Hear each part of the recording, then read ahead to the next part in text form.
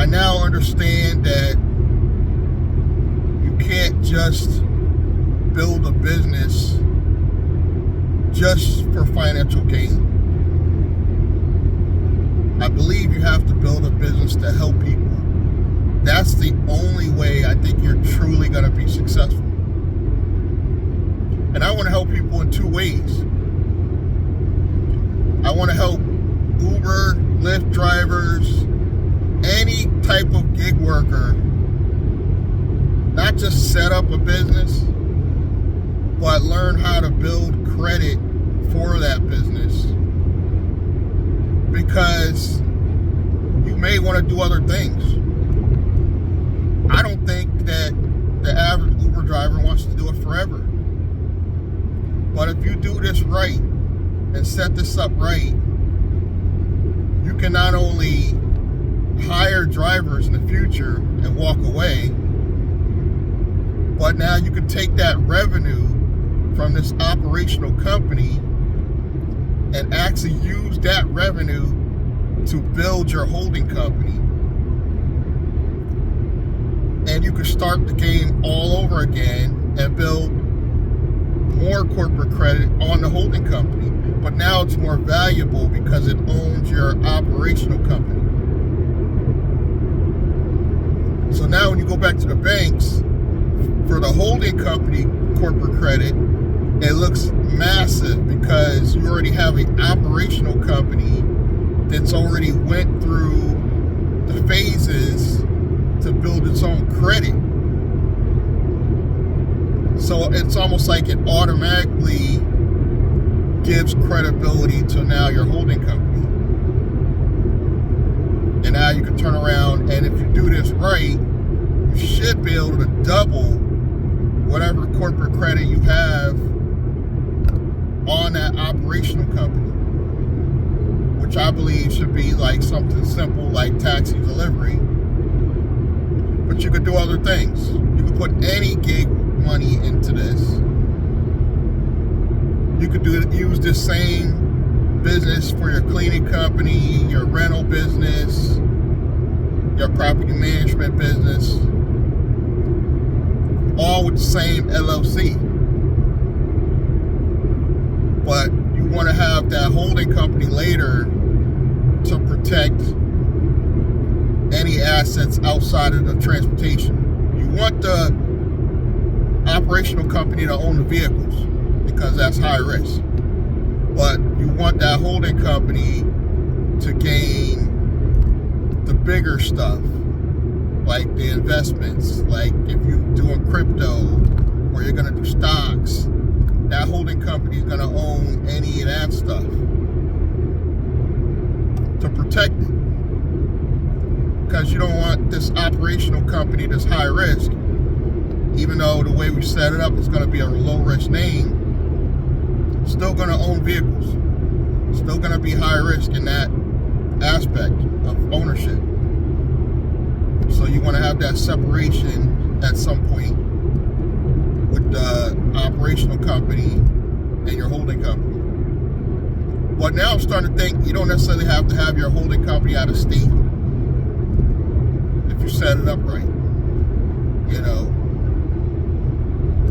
I believe. But this is where we're at.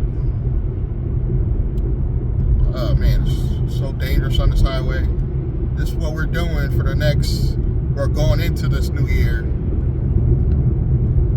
And I want to give a lot of details and steps.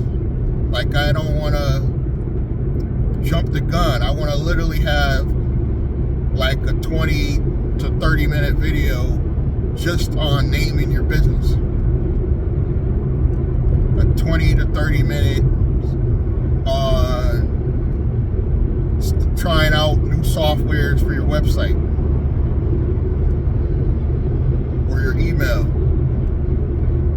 or more importantly, your business phone number, your business address. These are all things that literally should have a 20-minute video on separately, showing you the steps on how you're going to build this business. And I'm even considering giving it away in a free course just to get people in my funnel. Just to build my email list. You know? And you're helping people because you're giving it away for free. Now I know this is what Glennon's been crying about for years. That Glendon Cameron, if you guys are wondering, he's been crying about that if you give away a course for free, most people will not only respect you enough to even open it, but those people will never buy anything.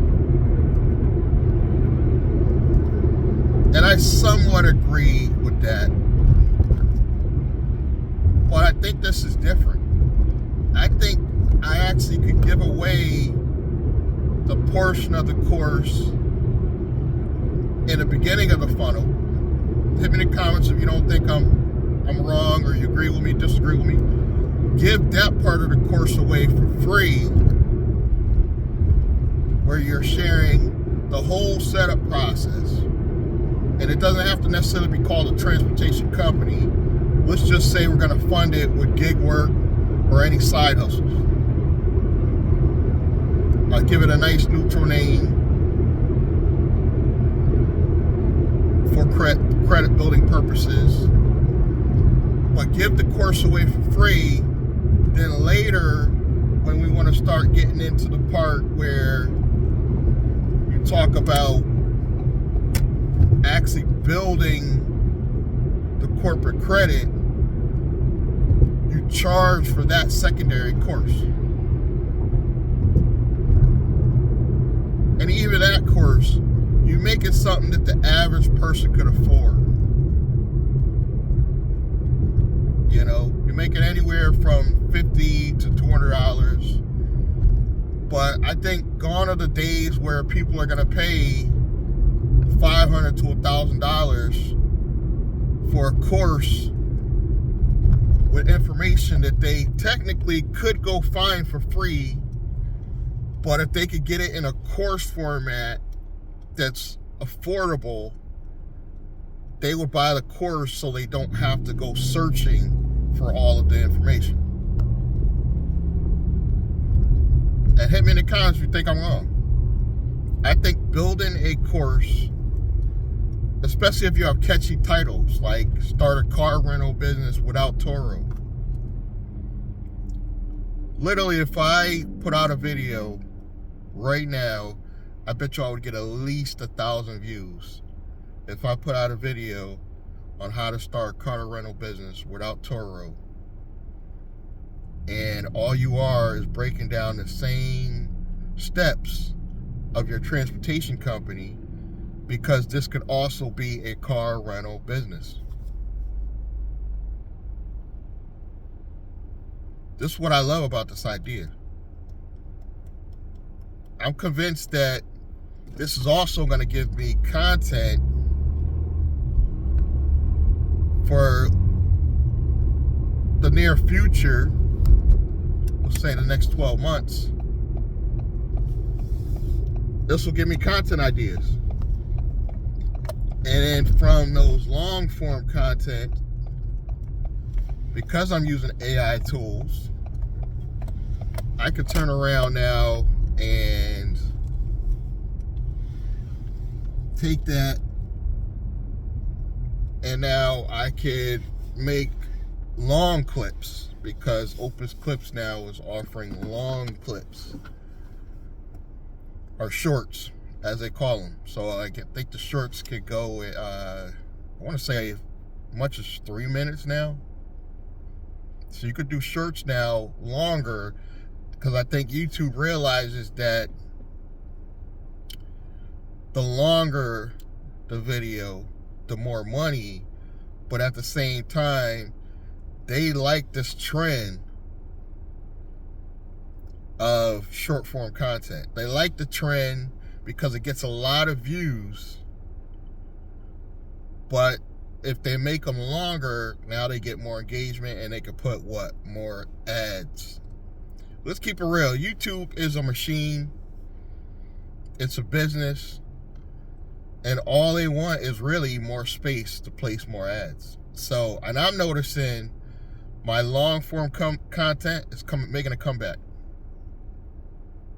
on all my channels. All my longer videos are making a comeback, and I'm starting to see videos now with, instead of just 100 views, 500 to 1,000 views now. And I love it. And all I am is just sharing my journey and letting you guys know what I'm going to be doing for the next 5 to 10 months, you know. And now I have a company now,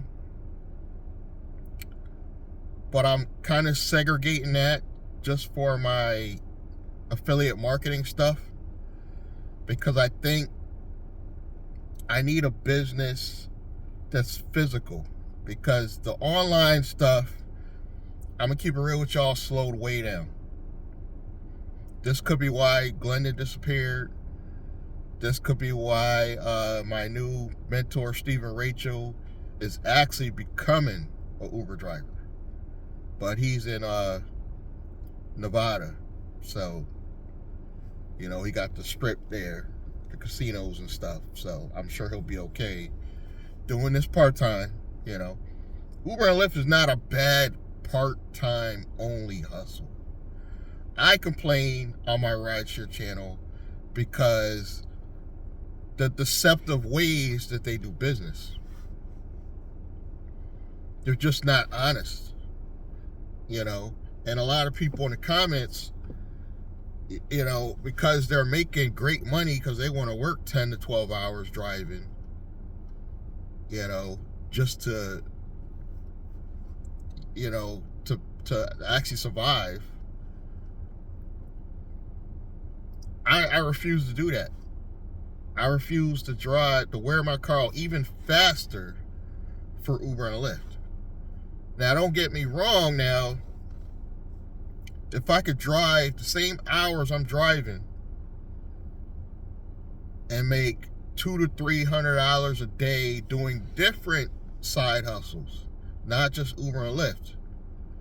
You know, I may do a roadie deal one day, or I might just do Uber and Lyft in the morning, and then in the afternoon pick up some side app doing something else and making just as much money as I made doing Uber and Lyft all morning.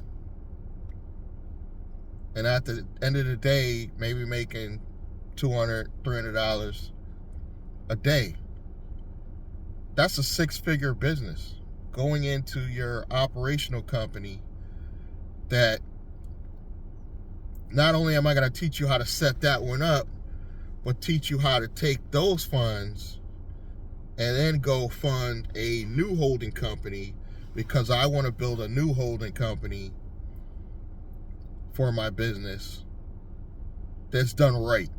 Because I went to this guy, I talk about it, I took down a video because it had Troy Mason on it. But I think one of the E. Dean videos is still there, E. Dean Cole, where he set up my holding company, but he overpromised, underdelivered. I consider it a scam. Some people say it's a capitalist society and that's how we do business. You know, he literally did none of the coaching calls except one. It was supposed to be 5. They couldn't even set up my website. It was a disaster. But RIP to Troy Mason, not to change the subject, but if you're on my channel and you know about my Troy Mason videos,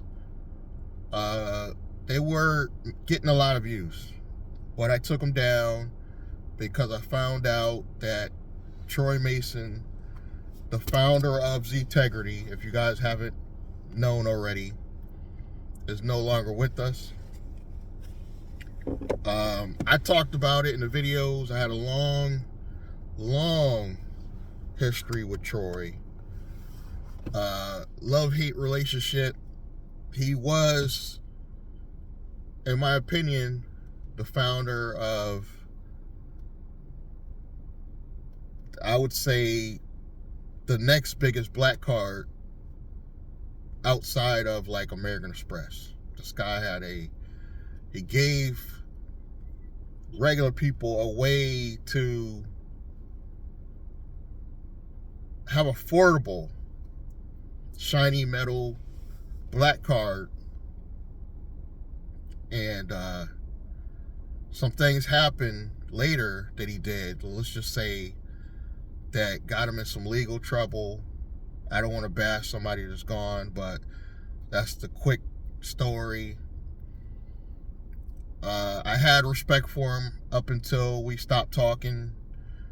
Probably, I want to say last year is probably the last time I physically spoke to him on the phone. And he did mention he was about to have a birthday at that time.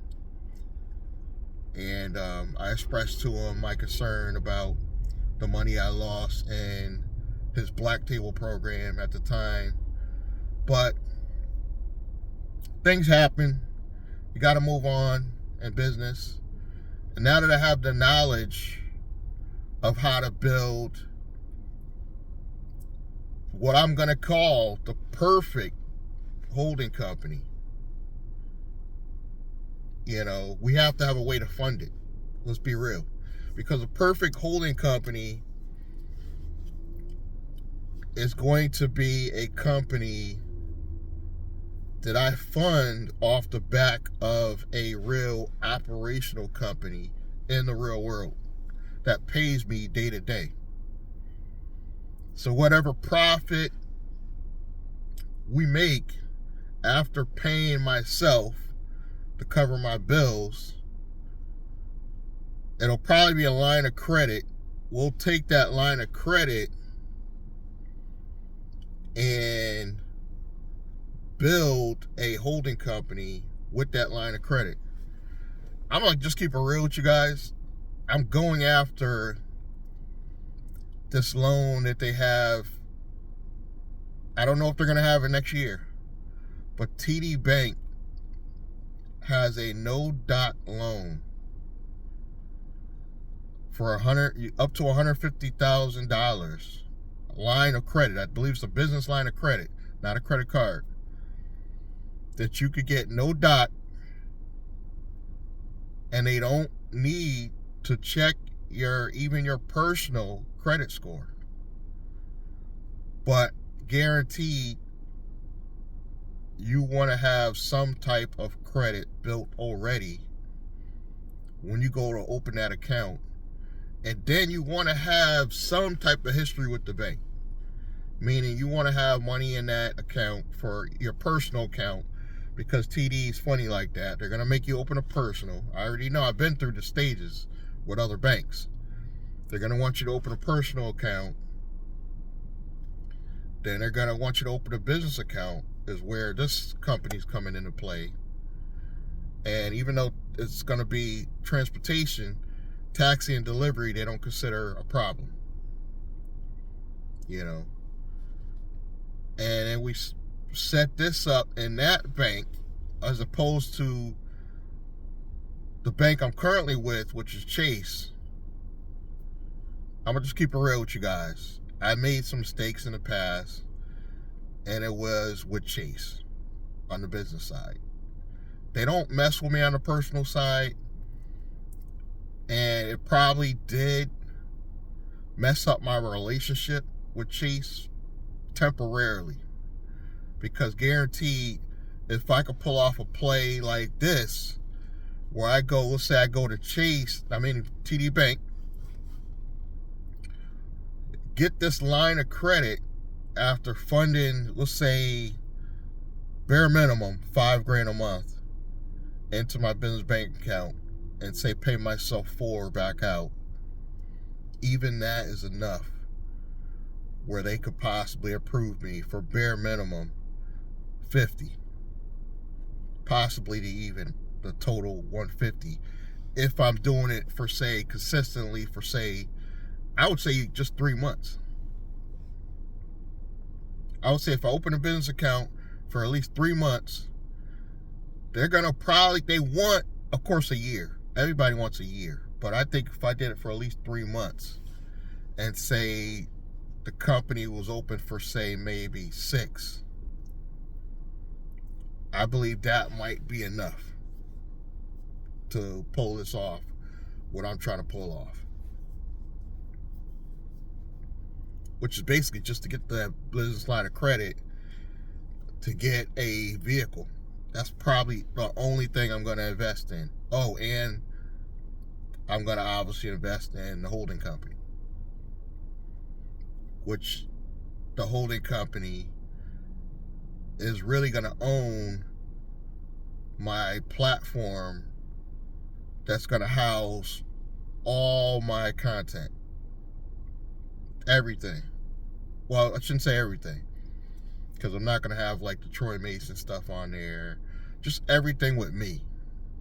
Not the videos I got of other people or even Glendon.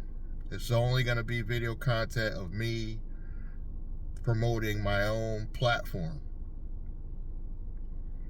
So I'm going to have my own platform that I'm going to use to kind of ease my way out of YouTube. Not permanently, but you gotta build a platform that takes people off the platform at some point that you could control and you can monetize. And I'll still do YouTube probably until I can at least build a team that can help me with the video content and just grow that business separately from the rideshare / rental courier stuff. Kind of what Glendon was trying to do. Glendon started a car rental business and it failed, but even he admitted that it failed because he was on such a big scale. If you only have like 3 to 4 cars, it's easier to manage yourself than trying to have 30. He went big 30, didn't have a team, and I'm not bashing him for having the money to jump right in and get a lot of cars, but I think that's why it was so hard to manage. I can manage 3 drivers, say, very easily. And if the drivers are just paying me like as if I'm a rental business, even easier, because all I'm doing is maintaining my cars. That's it. That business itself could funnel money to my holding company, and I'm probably going to already be getting a paycheck from the operational business. So technically, I don't even need to take a paycheck from the holding company for a while, or if at all, sometime in the future maybe. But the whole first year, I don't have to take a check from the holding company. I can continue just taking my check from the operational side. And then if I bring on employees, I'll just pay them through the operational company. You know what I'm saying? So I kind of got things planned out. I kind of gave you the whole history of what I'm going to be doing for the next 12 months. And I obviously, if you've been watching my videos for a while, you see that I have the knowledge to do the technical stuff, to set up the LLC. I got the connections. You see, I know about certain loans, but it goes further than that. We're going to be setting up with sam.gov. I did learn that from E. Dean Cole. I will give him that. But he didn't even help me do that. I had to go in and basically do that myself with my older company. I'm going to do that with this company because government contracts, they like transportation. They like deliveries.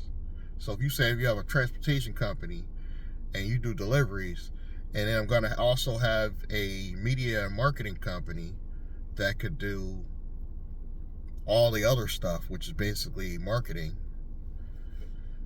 You see how I can get possibly government grants. You know, I could get government contracts. If I get a grant, we win. If I get a grant for, say, even 10K, that will cover all my costs of setting up. With 10K, I could set up my business and holding company all at once and still have money in the bank to start giving myself a paycheck the minute I set up. You know, it's just, I like driving, but I don't want to do it for Uber and Lyft anymore. You know, other than occasional logging on, maybe on a weekend or something for shits and giggles, just to keep, you know, on the apps. And then I want to try out some other apps, you know. The money's out there, especially medical transportation. The money is out here. It's just Uber and Lyft. They want to keep it all. And then if I really want to feel inspired, if we get, say, enough in funding, maybe I will build an app. At the very least, we could build our own operational app for in-town use that we can expand on. And then you could take that concept and turn that concept into possibly taking on, not necessarily Uber and Lyft, but, you know, just being another taxi provider with an app. You know? And if I can make $6-figure a year doing that, where I'm not the main driver anymore, I really win. Think about it. If I just have 3 guys that I'm renting cars to, and, you know, at times, yeah, one car is going to be down, but that's where the corporate credit comes in. If you have credit, you could fix the cars when needed. So it shouldn't be the end of the world when one of your cars go down because you have the credit to do what you got to do. Now, I got government funding, you know, with the EIDL, and I did appreciate it, and it did help me, but I'm not going to say it wasn't even enough. I'm not going to say that, because I think I just mismanaged some of it. But all I know is there's still grants out there, and it's not too late. There's grants, there's government contracts, and we can still get this money. And if you're willing, take the time to watch as I share my journey, you're welcome to following me. If not, no hard feelings. You know, at least come back to the channel, check out a short or two, maybe subscribe. Because nowadays, people subscribe and it don't mean they're necessarily going to watch. But I would appreciate if you subscribe, like, comment, and help support the channel. I want to say thank you guys that's been watching me for all these years. I think I'm going on like 7 years on YouTube, at least 7. Gotta be probably 8. And I'm not monetized yet, but we're gonna get there. Subscribe, like, comment, and thank you for your support.